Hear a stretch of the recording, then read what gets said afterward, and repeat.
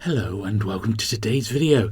This time we're taking a look through the original photographs that were used as the basis for the famous, fantastic Sam Peffer vintage paperback jackets of the 50s and 60s. So sit back, relax, and let's take a look.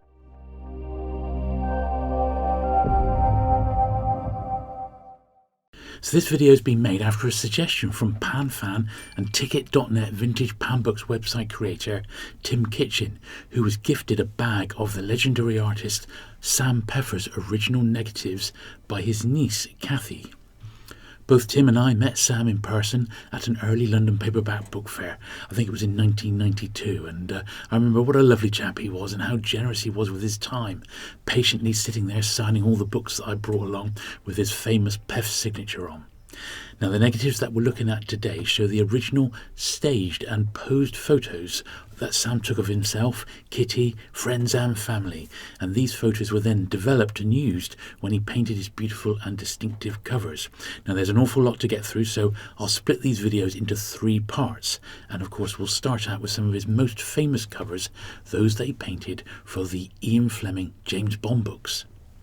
So here we got Moonraker, which is Pan G216 from 1959. This is the second printing of the book. Absolutely fantastic, and it must have been quite weird to see yourself on the cover of all these James Bond books that were bestsellers. Here's From Russia With Love. This is Pan G229, also from 1959. Really like this one with the perspective cover, the train coming through. They're really dynamic, and here's a few extra reference photos that Sam used to get the pose just right. And you do find with some of these that he had a whole batch of photos taken. This is for the first printing of Dr. No, and really great there. It's got Sam, and I don't know if that's a Kitty or if it's just a model posing as a Honey Rider. I don't think we've got any reference photo for Dr. No himself. Here's a few more in the studio there, just to get the right picture. Fantastic and iconic cover is Dr. No. Now this one, Tim suggests that Kitty might be posing as Vesper, but I don't think so. I think that's an Earl Stanley Gardner, I suspect, although it is quite similar to the one that was used there on Casino Royale. And this is another one which was a possible Casino Royale idea, so this was unused, these stills here. You can see that picture of Sam with James Bond's name underneath there, but yeah, that actually wasn't used. Now, this is a catalogue from Simon Marsh Devine. Now, I remember seeing an ad for this catalogue in Book and Magazine Collector in the early 90s and sending off for it. Now, sadly, I didn't buy anything at the time, but I'm glad I did save the catalogue for posterity, and this is now in Tim's collection. But one of the things that was actually in that catalogue were some rough drafts, and here they are of these James Bond books. And these would have been, I guess, just little pencil sketches that maybe Sam produced to show the publisher what the finished jackets were potentially going to be looking like. So they are just like little roughs, you could call them. Definitely not the finished thing, but still very nice to see. And these were offered through Simon's catalogue, which is pretty cool. Yeah, very nice, those. Now we've got the first of our sort of proper jackets that we're looking at now. So the spiked heel. So this was a Pan G192 from 1958. So that's Kitty there on the front jacket. And this is one of those ones where we've got several elements. So you've got Sam there stood behind the desk. And then you've got Kitty there, I guess is like his secretary. I've got a separate photo of that.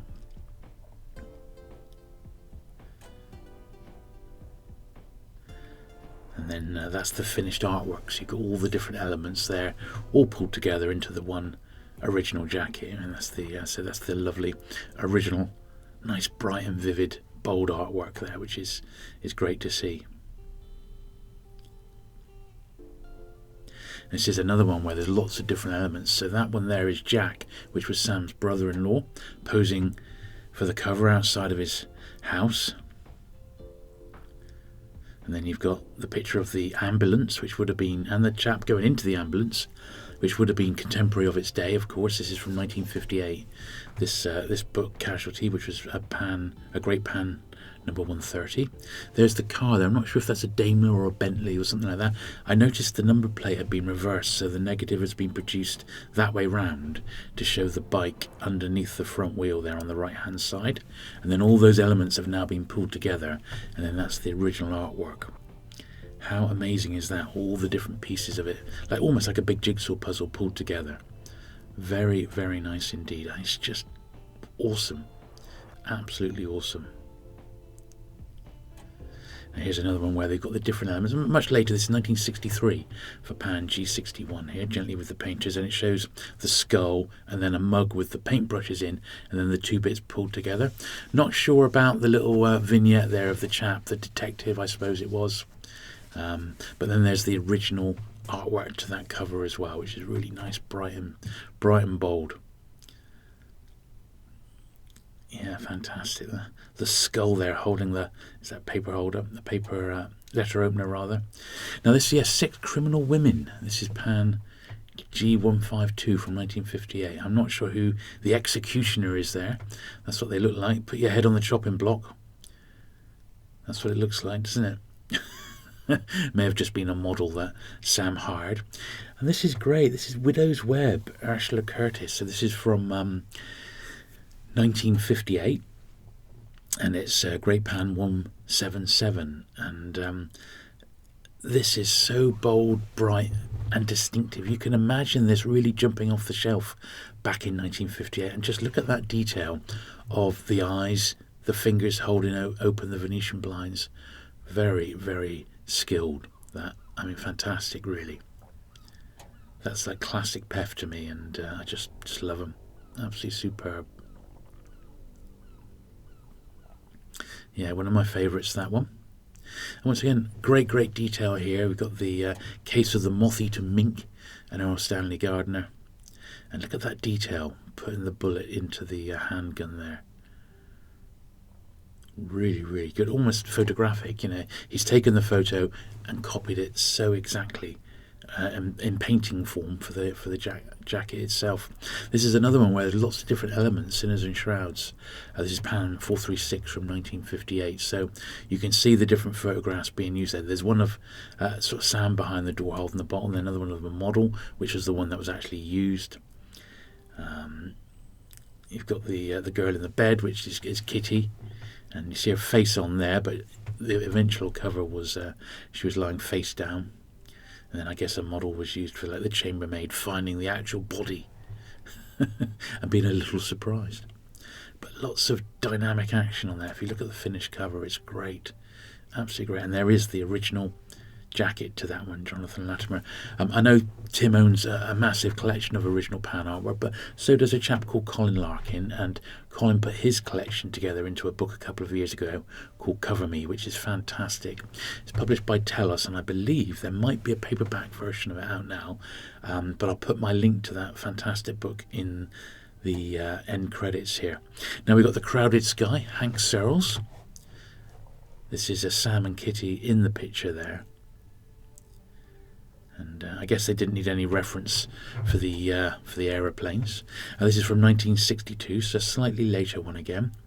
And there is, once again, the original artwork.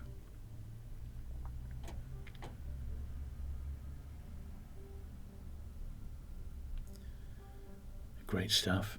Very, very nice.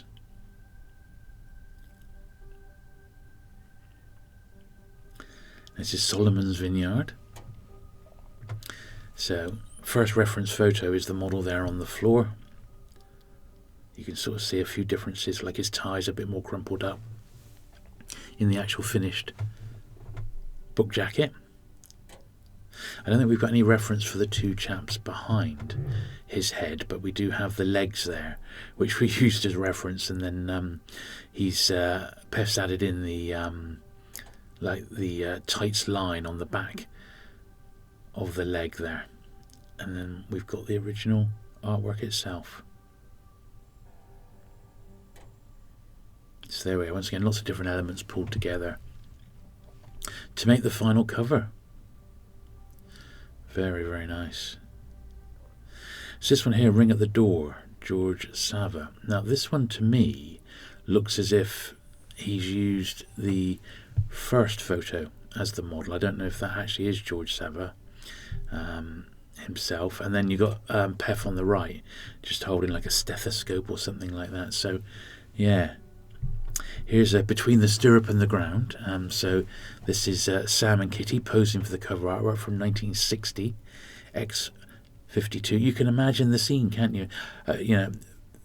Sam said to Kitty, "Oh yeah, we've got another. I'm just gonna like smother you with a pillow this morning. I hope you don't mind." Yeah, over the breakfast table, like you can almost imagine it. I'm sure she did it in good spirit. And once again, there's the beautiful original artwork. Interesting on this later one that you're only getting half a cover of artwork. The rest of it they've added in quite a bit of text, which is interesting. It's just the start of a trend in the ever-changing world of paperback jackets at this time. And they did move to more text-based ones. Here's Moment of Danger, 1959. There's a model on the front there, in the foreground. Not sure who that is in the background, but it's a fantastic sort of headshot. I mean, very, very nice indeed. I don't know who that's modelled on. It does say it's filmed, so I guess it's an actor, but I don't actually know who that actor might be. It's not a film I'm familiar with. But then, once again, there's the original artwork to Moment of Danger. So, yeah, an early Pan film tie-in. A crime one by the look of it. It looks very, very nice. Great jacket there by Peff. One of his best, I think.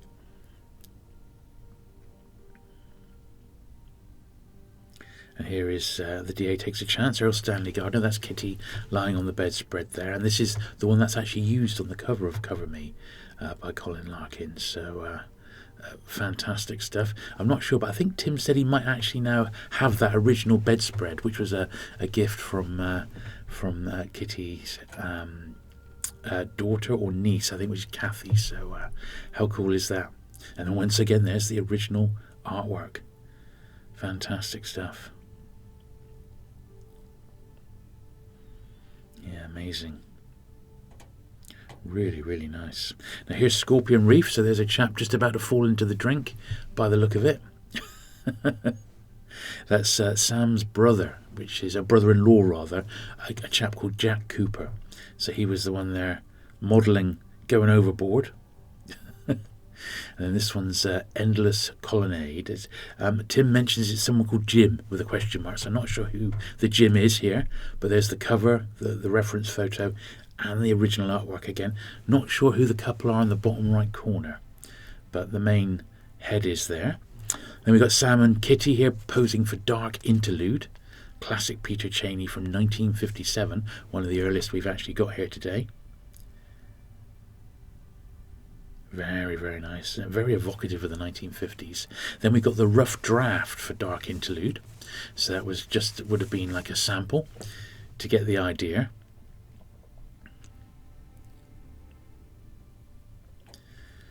Which is very, very similar to how it actually came out in the end. Even got a little sketch of the lamp down the bottom,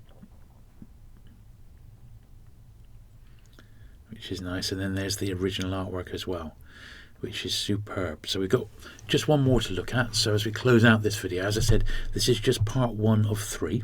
I'll have parts 2 and 3 coming along in the next couple of months, so do look out for those. I hope you've enjoyed looking through this fantastic artwork today. It's just fascinating, I feel anyway. And Sam's definitely one of my favourite vintage artists. There's Dark Duet here from 1958. So thank you very much for watching today. If you've enjoyed it, do please give it the thumbs up. Hit the subscribe button if you've not already. And I'll be back with part 2 very, very soon. Bye.